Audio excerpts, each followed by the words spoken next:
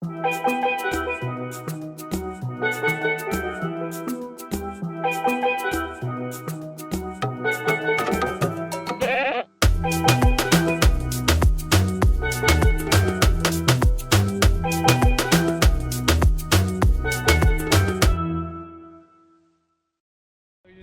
de nos propres moyens à vélo, mais on est quand même très content d'être là et j'ai vraiment hâte de pédaler sur le Salar. Donc là on est jour 62, tu m'avais dit? 62. Ouais. J'ai un doute. Bref, on est arrivé à Uyuni, on s'est bien installé à notre hôtel et donc là on est sorti pour notre premier restaurant, sauf que c'est férié, donc c'est 3 jours quand même de jours fériés, la fête des morts. Donc on a trouvé là ce qu'ils appellent les churrasqueria, qui sont comme des restaurants de grillades. Donc c'est vrai que c'est un petit peu plus cher que ce qu'on a l'habitude de manger, mais pour 40 bolivianos, donc 4 $ chacun. Moi j'ai une grosse côtelette de bœuf et Karim a une côtelette de Lama. lama. Donc on va essayer, je vais essayer à nouveau parce que j'avais déjà mangé du lama, mais grillé comme ça. Pas... Non, tu l'avais mangé au restaurant gastronomique. Oui, c'est ça. Ça avait rien à voir avec une côtelette de lama, donc on va faire la différence. On va goûter aux deux, on va voir ce qui est le mieux. Et ce qui est dur, c'est que moi je suis encore un peu malade, barbouillée du ventre, donc c'est dur de trouver des choses que j'ai envie de manger, que j'ai rien envie. oh. Bonjour. Oula, 64, je dirais, 63. Un des deux. Et là, on est à Uyuni et on va dans le cimetière, au cimetière des trains. Donc on suit la track, la vieille track de train là, qui nous emmène jusqu'à là-bas. Ça va être cool!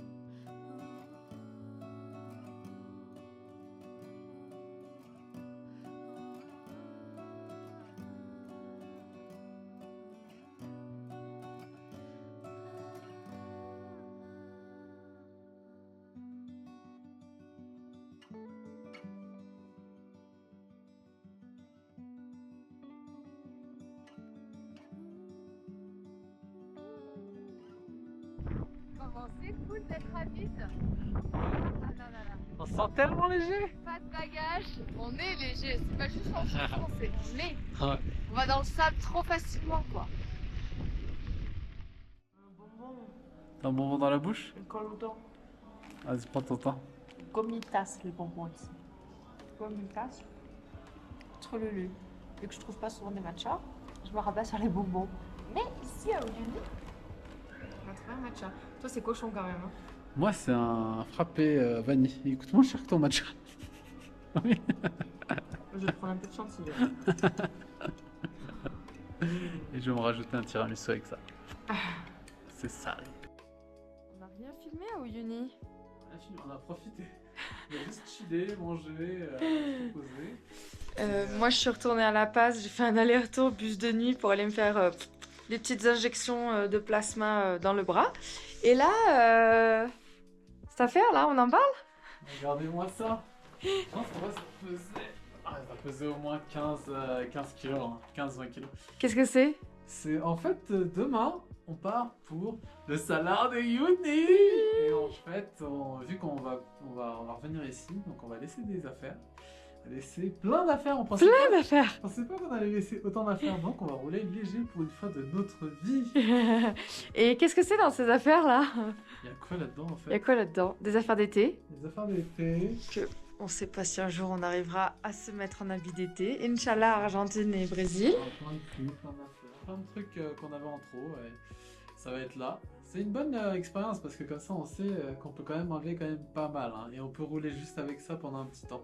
Ouais. Bon. Ah oui, il y a toute la bouffe. Il y a une grosse partie, c'est toute la bouffe pour le sud de Lipez. C'est ça. Bon, au Sandgate, il n'aura pas été une leçon. Donc on part après le Salar de Uyuni, on part au sud de Lipez, qui est quand même un désert. Et on a à peu près entre 6 et 8 jours de traversée. En fait, c'est pas tant la traversée du sud de Lipez, après c'est de se rendre jusqu'en Argentine. C'est que sorti de sud de Lipez, on n'est pas rendu en Argentine. Il Il y a rien. plusieurs pics à 5000 donc ça va être intense. Ce sera pas là au Sandgate. Hein. Ce sera Non. pas autant qu'au Sandgate, mais voilà. C'est ça, ça va être... vous allez voir. Mais du coup, dans ce sac, il y a 8 jours de bouffe. En plus. Hein. En plus, pour le Sud-Lipez, c'est ça aussi. Je me disais, on n'a pas que des habits d'été, là, attends, c'est pas possible. Nous sommes en train de quitter Uyuni, la ville de Uyuni. Et nous allons droit vers un désert. On est reparti sur le vélo. On pensait qu'ils étaient légers parce qu'on a laissé un sac énorme de vêtements d'été et de bouffe, etc. Au final, ils sont toujours aussi lourds.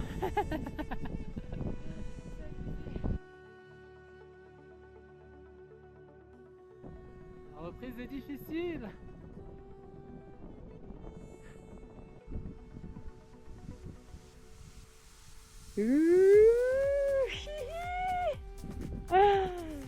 Petit, alors on met en bas. Et voilà, c'est là. Yeah! C'est parti le Salar! Pour le Salar, c'est parti. Tellement de monde. Il y a beaucoup de motos. Vous voyez les parents, on n'est pas les seuls fous à venir jusqu'ici à vélo. Il y a du monde, hein. Il y a du monde. Ouais, il y a vraiment du monde.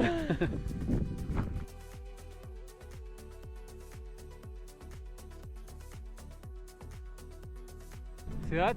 On va commencer à y rentrer. C'est fini l'asphalte dans quelques mètres. C'est vraiment un highlight de ce voyage. Le Salar de Uyuni à vélo, par nos propres moyens. On est là quoi, on est là pour 3 jours avec tout notre stock, on n'est pas en tour organisé, on a la liberté. Ça fait du bien le silence. Il faut bien, ouais, il faut bien se protéger quand même. Là, toi, on a quand même mis de la crème solaire. Ici les crèmes solaires elles vont jusqu'à 90. Là, on a de la crème solaire 60 et en magasin il y avait 70, 80, 90. Ah elles sont bien ce moment. Ah, tu vois rien, attention à tes yeux. Donc il faut mettre de la crème solaire, se couvrir le cou avec un petit cache-cou, une casquette et se couvrir tout le corps en fait parce que le soleil... Par là on va quand même brûler je pense. Ben, moi je pense que ma peau va quand même brûler. Ouais. Et nos vélos ils vont souffrir dans le sel aussi parce que ça va rouiller je pense. Hein. Je les ai enduits de vaseline sur les vis pour pas qu'elles rouillent. C'est un peu la technique des cyclo-voyageurs. Mais en rentrant direct on va les laver et je vais m'en occuper à nouveau quoi. Voilà, ce blanc là. Ah, c'est fou. C'est trop bien. On est là.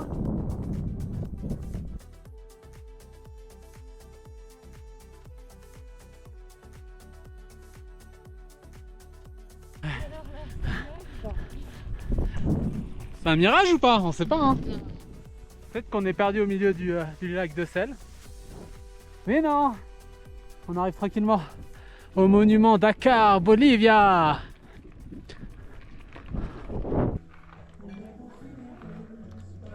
Il y a je sais pas combien de 4x4 dehors. Petit spot à long hein. Un petit sandwich. Ça fait du bien. On l'a acheté hier, avant de partir. Les patates sont froides, mais ça va. Oh, Quand ça t'as va. faim, t'as faim. Tout se mange quand t'as faim. En vélo, tout se mange de toute façon. C'est très cute. Vraiment un bel endroit pour manger, pour s'arrêter.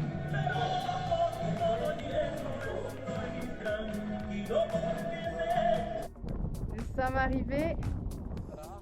au Salar, au monument, au drapeau. Et regardez ce qu'on a trouvé. Alors, qu'est-ce qu'on va trouver? Donc déjà, ça commence avec le Canada. Direct en entrée. Canada. Dans le Canada, mais ça c'est pas le plus surprenant. Alors le truc le plus surprenant c'est celui-là quand même. La Kabylie quand même. Par rapport à Masia. Ouais, c'est fou quand même. L'homme libre ça veut dire. Là nous avons Ensuite, encore le Canada. ah oui, il y en a deux, hein. Trop de nationalités. Et le meilleur c'est Le meilleur, le meilleur. Bah oui c'est le meilleur. c'est la France. Algérie.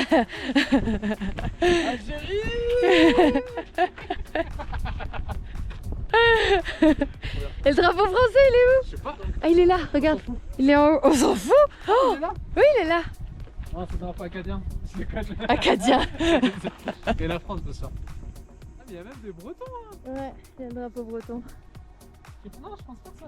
Non, je l'ai vu là-bas. Là, où est-ce que je l'ai vu? Il est là-bas, attends, je l'ai vu. Le drapeau Il est breton. annoncé, hein. C'est cool comme endroit quand même. C'est vraiment cool. C'est à l'entrée là. Ouais. Il y a les Bretons aussi. C'est cool. Ouais. Ah, c'est bien, ça montre un peu le positif de l'humanité qu'on est tous ici. Au milieu de nulle part. Au milieu de nulle part.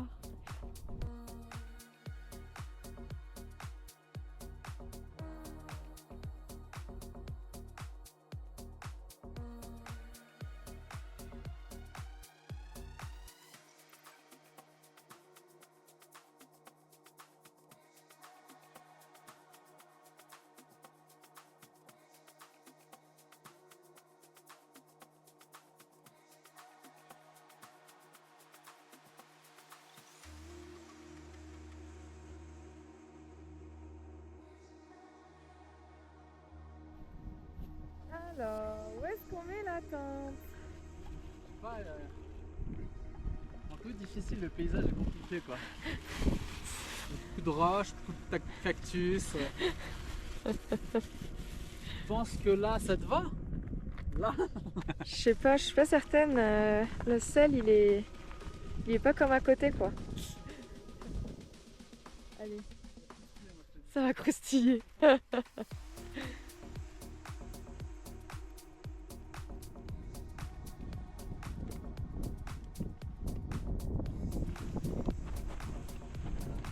Petit problème avec le réchaud. Ça arrive toujours comme ça. Ouais, grave. Hein. Il marchait il y a 3 jours, puis d'un coup, paf, il marche plus quoi. Donc, petite réparation.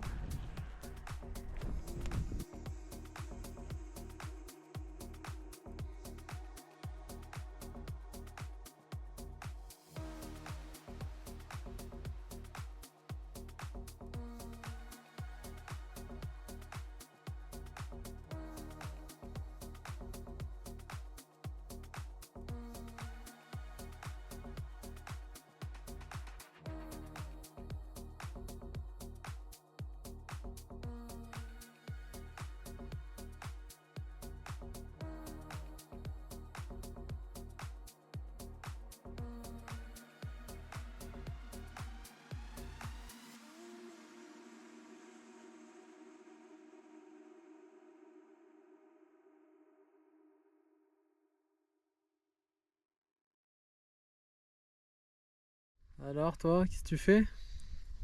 On a pris 150 photos par jour depuis hier.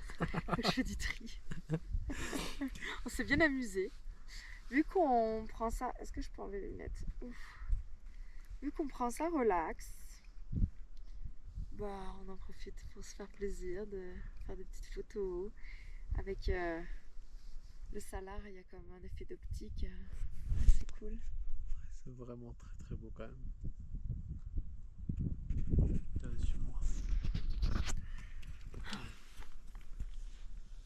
C'est trop agréable.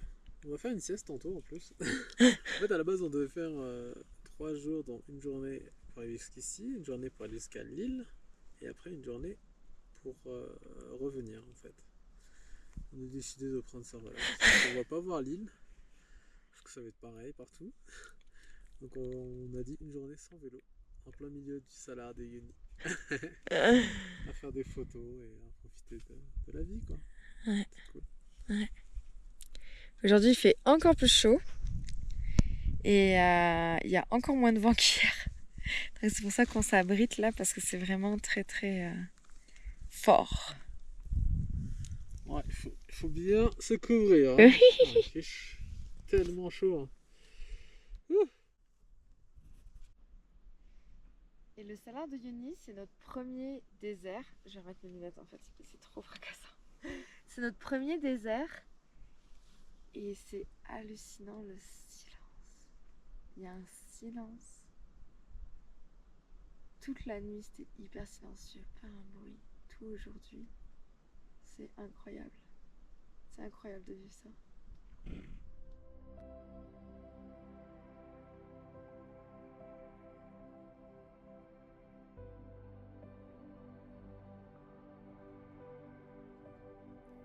Le Salar de Uyuni. Nous en rêvions à travers les images des autres cyclo-voyageurs et cette fois-ci, c'est notre tour. Pédaler sur le Salar, c'est se laisser porter vers une direction incertaine. Une direction qui parfois semble ne même pas exister.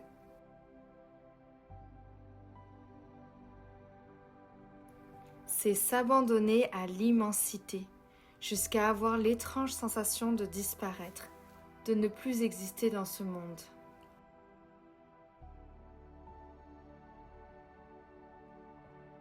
La seule chose qui compte alors, c'est pédaler, avancer, libre de toute contrainte.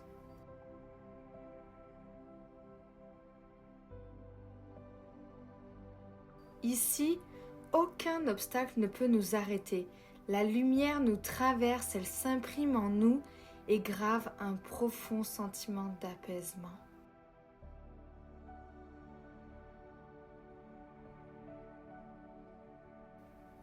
Elle nous rappelle l'insignifiance des problèmes de nos vies face à la grandeur brute de cette nature.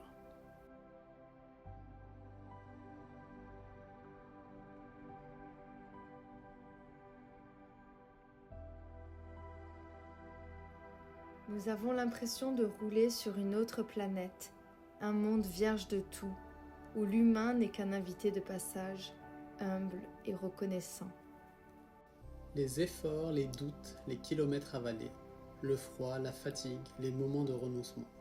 Tout ce chemin parcouru pour arriver jusqu'ici prend enfin son sens. Ces efforts nous donnent le sentiment d'avoir mérité notre place, ici, au cœur du Salar. Et dans cette immensité silencieuse, nous ressentons une fierté simple, Sincère, celle d'être là, ensemble. vivant.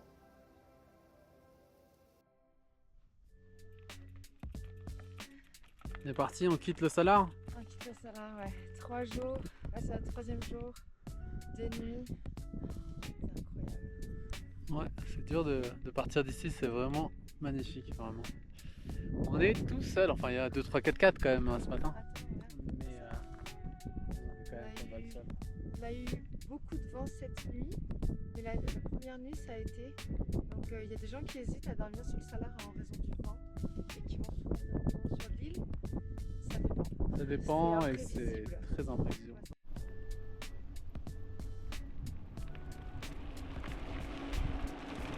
Ah, tu vas aller vite toi hein? Ça roule bien quoi. Ouais. On n'a pas pris le vélo hier là. On est bien de reprendre le vélo.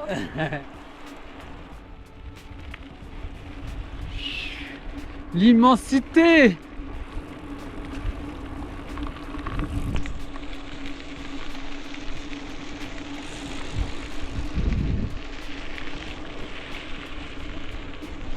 La liberté! Ah, vraiment là, on sent la liberté. Et pas mal d'apaisement aussi.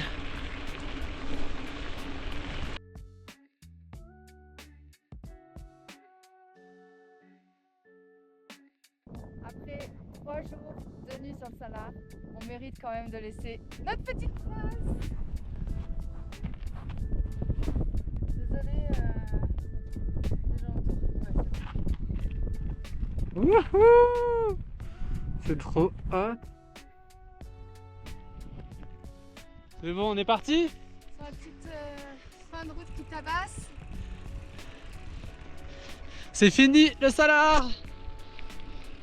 On est parti pour le sud de l'Ipèze. L'autre désert. Ah, j'ai hâte en fait. Ouais. On a appris à apprécier le désert, c'est vraiment le fun. Ouais. Et on a hâte d'en retrouver un nouveau. Ouais, mais ça va pas être la même difficulté quand même. Sud de l'Ipèze, on est entre 4000 et 5000 mètres d'altitude quoi. Ouais. On a des cols à passer dans du sable. Ouais, ça va aller, ça va aller.